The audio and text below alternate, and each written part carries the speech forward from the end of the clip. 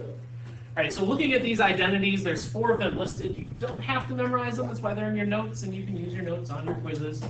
All right, but again, the most important thing is going to be able to identify when you have a perfect square or a perfect cube. So like in this example, if you saw 25x squared, 36y squared, you should be able to see 25, 36, and the 2 squares and say those are both perfect squares. Perfect square of 25x squared is 5x. The perfect square of 36y squared is 6y. And the same idea for the difference of cubes. You have to be able to recognize when you have a perfect cube. So 8 is a perfect cube of 2, m cubed is a perfect cube of m, and 27 is a perfect cube of 3. Right? So those are the 2 hardest parts about this section, is just identifying when you have what. Right, but let's look at first proving a polynomial identity. And we're looking at how can we prove the sum of cubes identity. When you're working with an identity, you essentially have to simplify one side of the equation to look like the other. Right? So if I'm looking at the left side of this equation, there's nothing more I can simplify here. A cubed plus b cubed. I don't know what those terms are, and they're not like terms to me. They don't combine. Right? That side's fully simplified. But if I'm looking at the right side, I can multiply this quantity into this quantity. Right? So what I'm going to do to prove this is start with the left side, and I'm going to distribute the a into those 3 terms, and I'm going to do the same thing with the b and distribute those into those 3 terms. So I'm going to get a times a gives me a cubed. A times ab gives me negative a squared b. And then a times b squared gives me ab squared. Then the same thing, multiplying b in, I'm going to get b times a is ba squared. B times negative ab is negative ab squared. And then b times b squared is b cubed. Right? Now, once you multiply that out, what was the next step that we had to do in these types of problems? Combine like terms. So if I'm looking for like terms, I see I have this ab squared. And I also have, these are in different order, but it doesn't matter what order I do multiplication in. Right? A squared b, those are also like terms. And then what do you notice happens when I combine like terms? The ab squared cancels out. That ab squared cancels out? What about the other one? The a cancels out? Does the a cancel? Well, since they're both the same term, right, I could write this as a squared b, right? It doesn't matter what order I write it in if I'm multiplying. So it's essentially negative a squared b plus a squared b. Those 2 are going to cancel each other out. Why does it matter what way they're written? Well, if you do 4 times 3, that's what? And 3 times 4 is? Okay. Right? Doesn't matter what order you multiply. Right. The only reason we put them usually A, B, C is for like. Should they be in order? They could be. And technically, if you wrote the answer where they're out of order, that's fine. Right? But once you cancel those out, right, I get a cubed plus b cubed, which is what I wanted to show. I wanted to show that that right side simplified to what I had on the left. Right? So once you multiplied out the right side, it simplified into the same thing I had on the left. So if I'm looking at example 2, using polynomial identities to multiply, this again is where it might not be to your best benefit to try to use the identities. Because we saw, if I saw this problem, remember this is just the same as saying 2x squared plus y cubed times 2x squared plus y cubed. And then we know how to do this operation, right? You're just distributing and multiplying. Right? So if you don't remember the identity, that's okay, as long as you remember this is how I would multiply it out. But if I want to use the identities, I would have to identify what is my A and what is my B. Okay, so if I'm comparing this to my square of a sum identity, my A would be what out of those two terms? 2 and x squared. Okay, so my A is 2x squared. My B would then be y cubed. And then all I have to do once you identify A and B, using the identity, you're going to plug these into this side of the equation. So A squared is 2x squared squared. 2 times A times B is 2 times 2x squared times y cubed. And B squared is y cubed squared. Yes, of course. So, once you said, if I'm comparing what I have to the sum, square of a sum, we said my A was the first term and the B was the second. Right?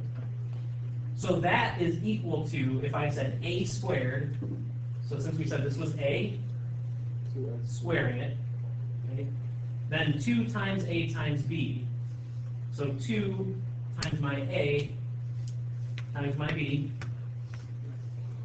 plus B squared. We said B was y cubed, so it's y cubed squared. Good question.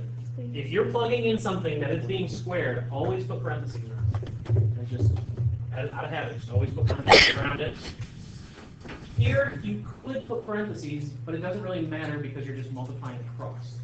Right? So if you want to, you can always put parentheses around what you're plugging in. But here, it doesn't really matter because once I multiply, I'm just multiplying across for all of those. It matters with, the parentheses matter with the exponent because the 2 is being squared and x squared is being squared. So 2 squared gives me 4. What does x squared squared give me? X to the 4th. That's exactly right. And then here, 2 times 2 is going to give me 4 again. And then I have x squared times y cubed. That just stays as it is. X squared y cubed. And then here, if I have y cubed squared, I'm going to have y to the 6th power. Right, so remember, if you're raising an exponent power to a power as you're multiplying them, right, because y cubed squared is essentially y cubed times y cubed. That's where you're adding exponents. But if it's power to a power, that's where you're multiplying. Right, does anyone need another second with this slide? Oh, yeah. Thank you. So using the polynomial identity to multiply this one, you could just go through and distribute this. Right? That's what I would say the easiest route would be. Okay, but because we're learning polynomial identities, we're going to do a little extra. Right? This polynomial identity, you should be able to look at the sheet and say that this looks like, out of the ones I have a quantity of 2 things, each has 2 terms in it, so the only one out of the list of 4 that it looks like is this difference of squares. And the difference of squares says, if I have a difference of squares, it's equal to square root minus times square root plus.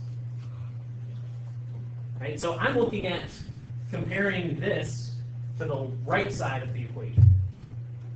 So what is my A and what is my B?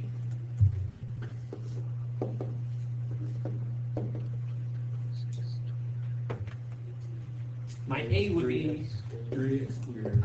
and B would be, okay, and now the polynomial identity says that those, if I multiply them together, it's the same thing but a plus and a minus, it simplifies to A squared minus B squared. So plugging these into there, A squared would be 9x to the 4th, right, squaring this, minus b squared. What is 5y cubed squared?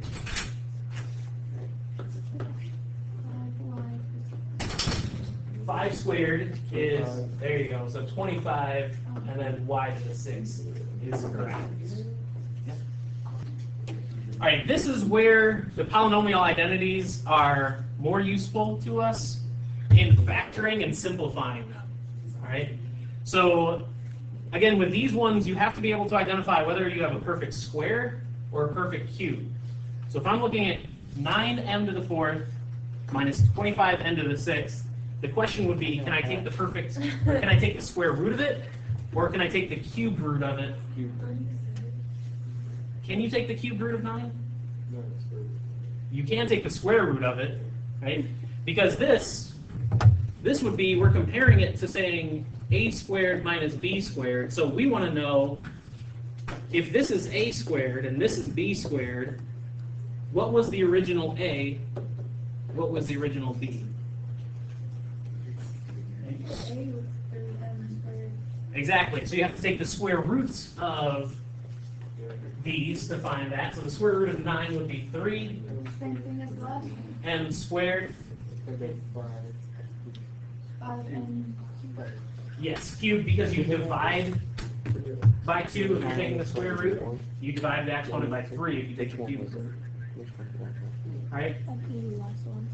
Using the difference of square identities, this is now where I just have to write those two quantities where it's plus this and minus this. So I have 3m squared plus 5n cubed, and then another one where you have minus 5n cubed.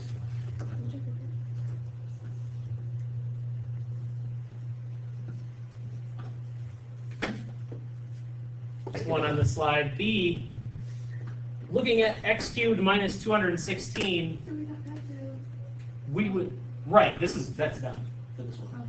We just wanted to factor it, so this was our final answer there.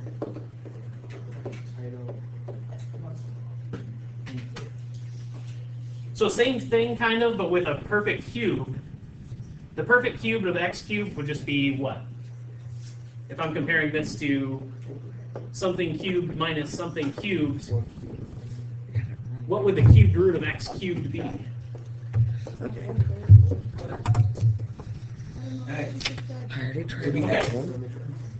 So, Because x is 1. yes, so here, if I'm identifying these as perfect cubes, this is a How many cube. outcomes could this be? So I want to find out what was the original a.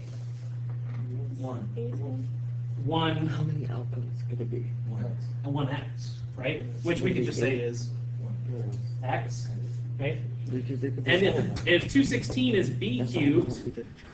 I have to take the cubed root of 216. That would give me We didn't. 6. Right? So with calculator, if you don't know what I'm here. Yeah, well, I didn't know. Good question. So there is. I know the square root. All right. So once you identify a and b in these two, and going back and looking at if I'm going to do a difference of cubes, once I know a and b, I can plug it in to the right side of the difference of cubes, right, which I'll write again down here. Or the difference of cubes identities, actually I already did it for you. I know A, I know B. Now I'm going to take them and I'm going to plug them in to the right side of that equation. So A minus B would just be x minus 6. A squared would be x squared. A times B would be 6 times x. And b squared would be 6 squared, or 36. We don't have an 80. Right? And this is your final answer on that one. Right? So easier to factor using the difference of cubes or difference of squares than it might be to use it to multiply together.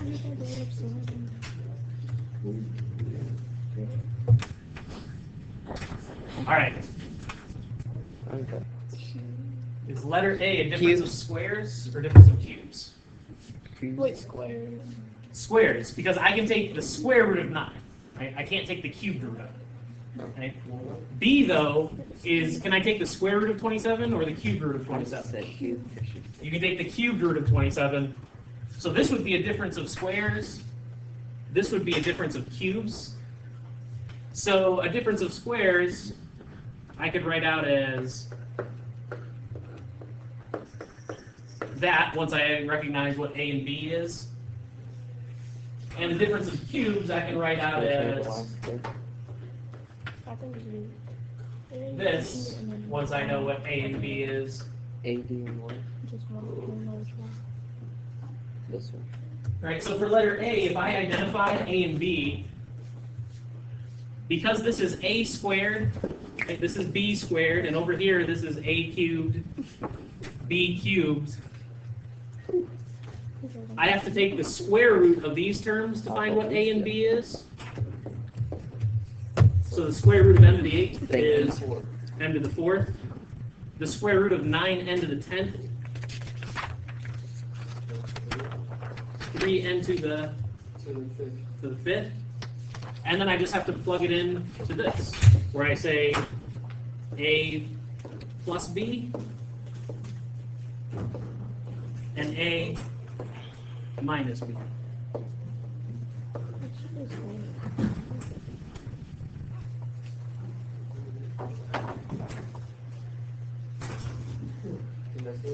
And then that's their final answer for A. Yep. For B, same idea. Once you recognize it as a difference of squares or cubes, you have to identify what is A, what is B. Okay. So 27, the cubed root of 27 is 3. And remember, when you're taking the cubed root of an exponent, now you divide by 3 instead of dividing by 2. So it would be x to the 3rd power. The cubed root of 343, I'll tell you, is 7. And then if I divide 6 by 3, I get y to the 2nd power. And then to finish this one, I'm just going to plug A and B in here. So I have 3x cubed minus 7y squared, that's A minus B. A squared would be 9x to the 6th. A times B would be 21x cubed y squared.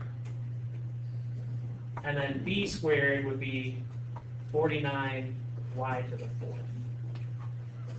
With the parenthesis at the end, I kind of ran out of room. All right. Now, the next one isn't in your notes, but take a second to look at this triangle. And does anyone notice a pattern with this triangle? Yeah. There's a lot of ones. There's a lot of ones on the outsides. What about those inside numbers? The 2, 3, 4, 5, and then 2, 3, 4, 5. Oh, they're adding. Yeah, they're adding. So the way we build this triangle, and this is a special triangle, it's called Pascal's triangle. Yeah. See, 1, 2, 3, 4, 5, and then. So if you don't have a number above diagonally to add, you just imagine it's 0. So 0 and 1 would make 1. 0 and 1 would make 1. So then 1 and 1 make 2. Again, 0 and 1, that's where you get the 1 from. And then 3 and 3 make 6, and then. 1 and 2 make 3. 2 and 1 make 3. 1 and 3 make 4. And then 3 and 3 make 6. 4 and 6 Exactly. 10. Right? And it keeps on going. And we can use this. It's actually going to help us do problems where we have something that looks like this. Right? If you saw x minus 1 to the 7th power, that means x minus 1 times x minus 1 times x minus 1 7 times, right? That gets to be a very long and messy multiplication process. So there's actually a very useful theorem called the binomial expansion theorem that uses this triangle to make this problem simpler. Okay? So the binomial theorem is written here, and it's when we have some quantity, some two terms, either added or subtracted to some power. We can use this theorem. So these coefficients, the CO, C1, C2, so on and so forth, those are coming from this triangle. So like CO is 1 if you're doing it to the 5th power. C1, C2, C3. Those are these numbers.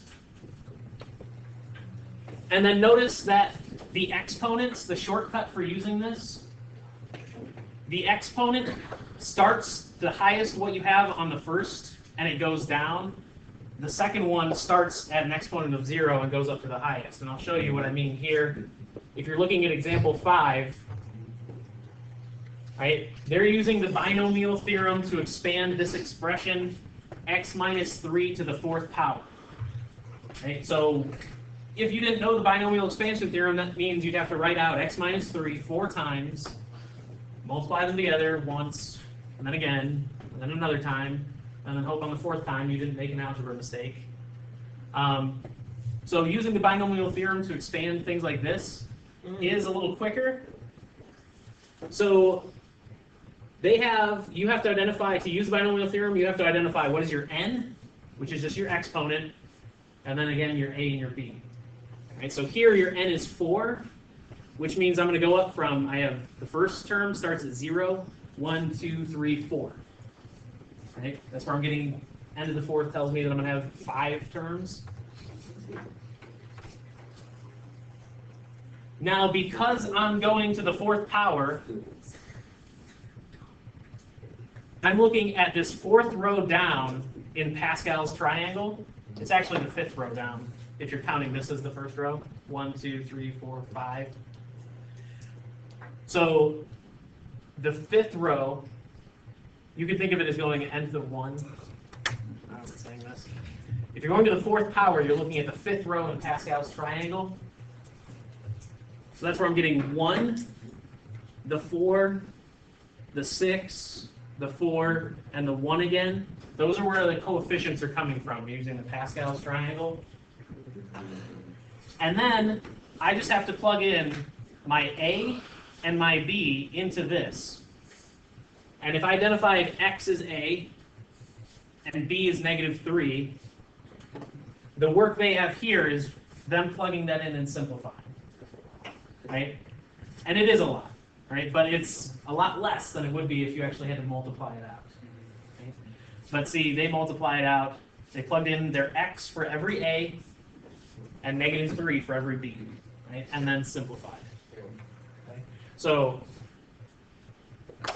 I'm going to do letter A here using the binomial theorem. And the first thing I'm going to do is I need to identify what is A, what is B, and what is N. So what is my A here? X. What is my B? -1, right? Because we're comparing it to A plus B to the N. And my N is 7. So I'm going to have, because I'm going to the 7th, I'm going to have 8 terms, starting with C to the 0. Okay, so this is, what I'm going to write here is going to be the binomial expansion theorem. Give yourself enough room because this is long. Okay? So I have this represents the coefficient I'm going to get from that triangle. Then I have whatever my A is going to be to the highest power I have. 7th. Then the B starts out at 0. Then the next term gets C1, that's the next coefficient. The A goes down a power, and the B goes up. So it's A to the 6th, B to the 1st. Is that B to the 0? This is B to the 0. Okay?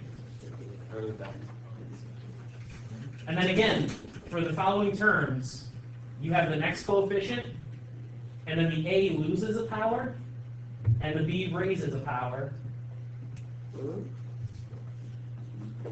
Okay, the next coefficient, the a loses a power, the b raises a power. And I'm going to jump to the next row already. Then again, the next coefficient, the a loses a power, so now it's a cubed. B gains a power, so it's b to the fourth. And this continues until b is at 7, and a is at 0. So a squared, b to the fifth, a to the first, b to the sixth, and then the last one, c to the seventh, is going to be a to the 0 power and b to the 7th. So how do you number like Okay. So the c's are just labeling. These coefficients are going to come from Pascal's triangle. No, Right. I'm not done. So once what is anything to the 0 power? So 1. Anything to the 0 power is 1. So b to the 0 timesing by 1 is like you did nothing, right? So this a to the 0, b to the 0, you don't need them, but it's just 1. well, how do you get the exponents like that? Like you get the a to the fourth or whatever. How do you know it's So this is just from like what the theorem says here. It says you start with the highest, and then the a drops down and the b rises until they've switched. So I knew that my highest power was 7. That's why I start with a to the 7th, and it drops down to 0. B starts and goes to the 7th. Okay, this is just following this theorem. Okay, so it's just really just following this roadmap that this theorem is laying out. Okay? And I know it's a little complicated, but we'll practice. Right? These coefficients, CO, 1, 2, 3, 4, 5, 6, 7, these are coming from the 7th row down in Pascal's triangle. Right? So if I'm counting this as row 0, row 1, 2, 3, 4, 5, I need to find the second row past this. Right? So the corner is always 1. 1 and 5 tells me my coefficient is going to be 5 and 10 give me 15. 10 and 10 give me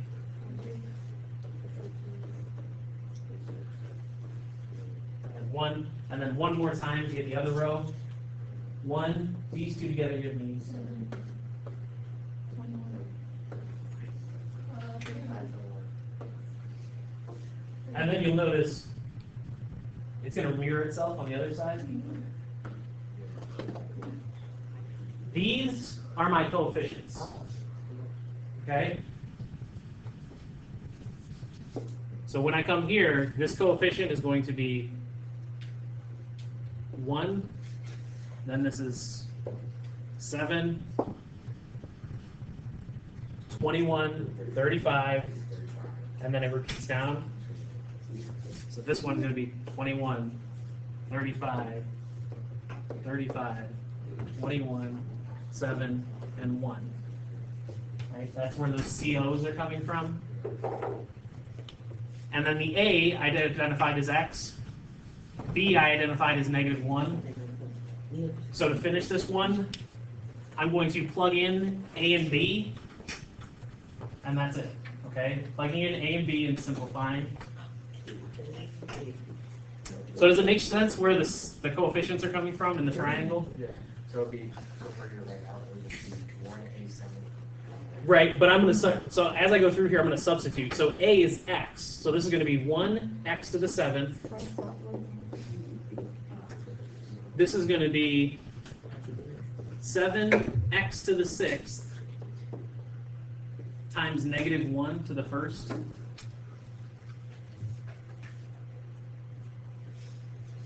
The next one is going to be 27x to the 5th and -1 squared.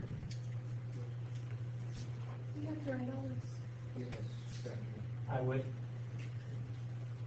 The next one is going to be 35 x to the fourth negative 1 cubed. And it gets to be, I know it seems like a lot, but once you go through a few of these, you see the pattern where you can go through and do it quicker. Because these are always going to go up an exponent, or down an exponent. The second one's always going to go up an exponent. So I have 35, x drops a power, negative 1 raises a power. Then you have 21, x again loses a power, negative 1 gains a power.